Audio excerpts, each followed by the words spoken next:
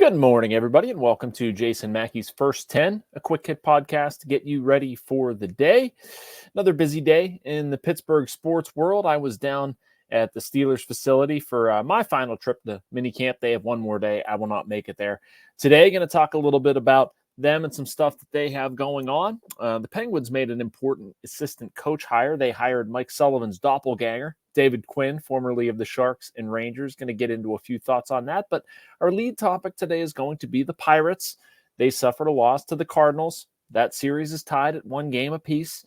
Some stuff I think you can kind of throw away from it, but there's some stronger takeaways that I want to pick at here in a minute. But first, want to remind you that we are brought to you, as always, by the North Shore Tavern. If you love baseball, you'll love the North Shore Tavern. The interior is wall-to-wall Pirates. Their appetizers, entrees, cocktails, and, of course, steak and seafood on a sizzling lava stone, open every day. The North Shore Tavern across from PNC Park is Pittsburgh's home for steak on a stone.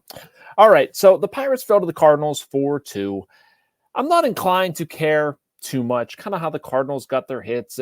Neil Walker used the analogy, death by 1,000 paper cuts on the broadcast. I thought that was fair. You know, just some balls that fell in. A lot of singles, 11 hits, 10 of them for singles, I believe. Bailey Falter, maybe you'd like to see a little bit more. Pitch count got elevated. He was out early. Sonny Gray for the Cardinals was very good. You tip your cap to a degree. Some stuff, though, that I saw that is a little bit more lasting, or I hope is a little bit more lasting for the Pirates.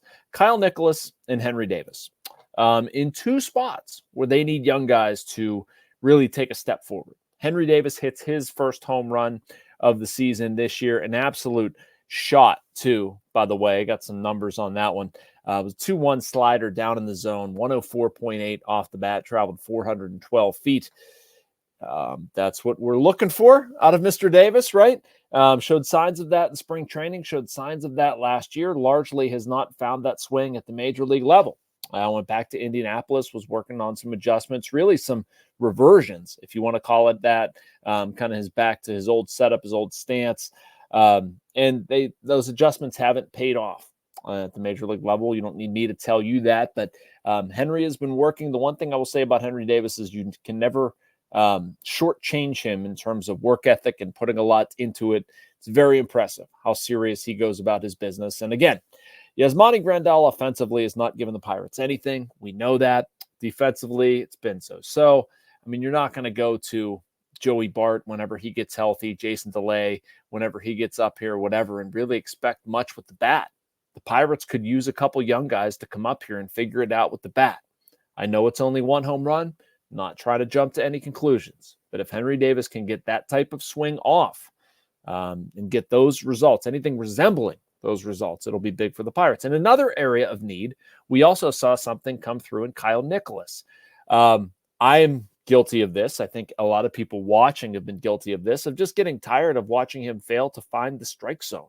A lot of times it seems like Kyle is just trying to throw the ball 150 miles an hour and winds up missing the strike zone in the process. Well, he's kind of found some stuff, or at least he did against the Cardinals. Was really, really, really good. 99 to Nolan Gorman, strikeout, Nolan Arenado, slider, good night. Four-seamer to Paul Goldschmidt, see you later. That was one of those really goofy swings, by the way. Another slider, another four-seamer. Just dominant stuff from Kyle Nicolas. And I bring that up because it's good news that Ryan Borucki is throwing, certainly through a bullpen today in St. Louis, but they need bullpen arms. I would argue they need at least one more, maybe two. Borucki is a lefty fireman type, will be good. But if Holderman could, for some reason or very quickly, figure this out and maybe become what Carmen Mlodzinski was last year, that would be huge. And again, for a bullpen arm, I'm not going to go crazy over 2 innings. It's only 2 innings. But if that's a sign of things to come, good news for the Pirates. On the flip side of that, another takeaway I had after tonight's game and just stuff recently is Ke'Bryan Hayes. Kind of been watching this, but not wanting to react to it with his back issues and just allowing games to sort of snowball. And, he'd have a couple hits and then be quiet. And well, anyway, he's 0 for 4 tonight. Not a particularly strong game from Hayes. And I decided to do a year-over-year comparison and look at what he did over the final 2 months last year and how good that was compared to what we're not getting out of him right now. So Hayes, August 1st through the end of last season, 49 games, 299 average, 874 OPS, 15 doubles, 2 triples, 10 homers, 29 ribs, 31 runs scored. That's a lot. Check out my Twitter feed for a little bit more of a succinct reaction to that. But so far this season, 45 games, 241 average, 632 OPS, 7 doubles, no triples, 2 homers, 15 ribs, and 21 runs scored. That's not good.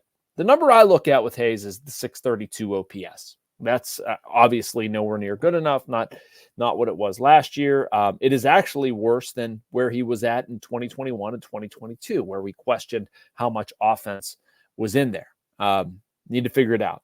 I don't know if it's a health-related thing, but that offense was so good when you had Ke'Bryan in the middle of it, and it's just not that way right now. But they've been scoring runs. I'm not bashing that, but what I'm saying is they're not getting as much as they could or need out of Ke'Bryan Hayes, and I'd really like to see that change sometime soon.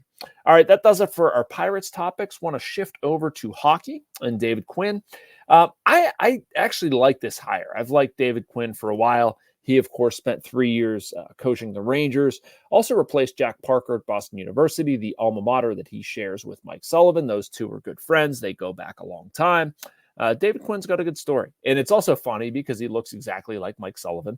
I remember being in Madison Square Garden. I think it was 21 or 22, something like that. It's when we were dabbling with the senior sports writer role, and I ended up on a trip there. And I think that was it. Maybe I could be getting but whatever. I remember being in Madison Square Garden, and the story was like how much Sullivan looked like David Quinn, and the two of them get a kick out of it. Anyway, more formal stuff, obviously, is for this to work out. And the question I have, and I don't know if I have a good answer for it right now. I think it's going to take talking to Mike or David or Kyle Dubas or whatever. Who's in charge of the power play? Didn't say that in his job description. Says he'll work with the defenseman. Okay, that's great. Todd Reirden did that. Todd Reirden also handled the power play. I have a theory, or maybe it's a hope, because I'm not basing this on, informed opinion. This is just straight opinion. The Pirates. The Penguins would be wise to hire somebody solely for the power play concepts, how to integrate speed, how to not give up shorthanded goals, how to find fits, how to, Sullivan likes to say, be predictable for one another, but not for the opponent, how to build movement in. Somebody that is their entire job. Clearly, it has not been good enough lately. So I don't know if David Quinn is going to be that guy. Maybe he is. But I would like to see some extra eyes on the power play, and we'll see if it gets there. But as far as hiring an assistant coach, I certainly can't argue with David Quinn. He's more than qualified. Makes me also think, like, if things wouldn't go right. No, I don't think we're there, given Sullivan's ties to the U.S. Olympic hockey team and all this stuff. Like, bad start. I don't think they're canning him. That's not what I'm saying. But it is another set of odds. It's almost like Mike Tomlin and Arthur Smith. You've got a guy who's clearly a NFL head coach, NHL head coach. He's been there before, had some experience. So I think that's good for the Penguins in that regard. All right, want to hit on a couple Steelers topics before I get out of here today.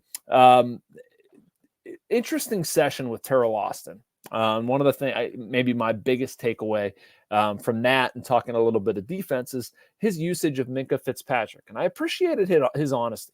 Ray Fittipaldo wrote about this. And if you haven't, check out Ray's story, of course. But he basically took the blame for Minkah Fitzpatrick having a largely unproductive 2023 season. I don't think it's just the defensive coordinator. I think it's on the players. It's everybody. It's never one thing. But it is an important aspect of the Steelers if you think about it. Minkah Fitzpatrick, first, 5 years of his tenure, 4 or 5 years of his tenure, was so dynamic, just making so much happen on the back end. It just didn't happen last year. And maybe that's pass rush related. Maybe that's Minkah usage related, whatever. Maybe it's injury related. But such an important factor to that defense being something that it can be. Obviously, Cam Hayward, he was a big discussion point with Austin and some other people. Him having a bounce back year. Keanu Benton having a great sophomore season. Important parts to it. I'm going to be writing today about the linebackers and how much I think of this group and how special I think it can be. The secondary, bringing Cam Sutton back, Dante Jackson, Deshaun Elliott, et cetera, et cetera, et cetera. There's a lot of new pieces, but I think there's a lot of reasons to be optimistic about the defense and what it can do. Last thing I heard that I wanted to highlight, George Pickens talking. I like hearing George Pickens talk. It entertains me. He's very smart, and it's funny when he says certain things. Like, there will be questions that George doesn't really want to get into, and he just shoves them aside quickly, but stuff he does want to say is quite good. I asked him if he had been working in the slot more, and this is like a Steelers reporting thing where you just see something happening, and then you have to get the player to say it. But anyway, I asked him that, and he said, yeah, he's been working in the slot more than really he ever has at the NFL level, which is an interesting thought to me. I don't love what the Steelers would be left with on the outside, at least as of now.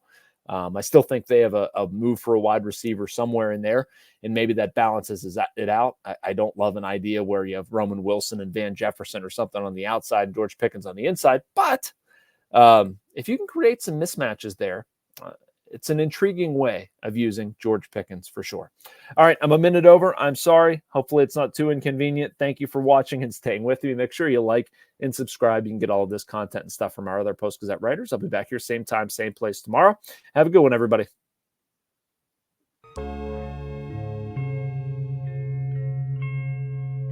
Thank you for checking out this content from Post-Gazette Sports. If you watch this video on YouTube, please like the video and subscribe to our channel.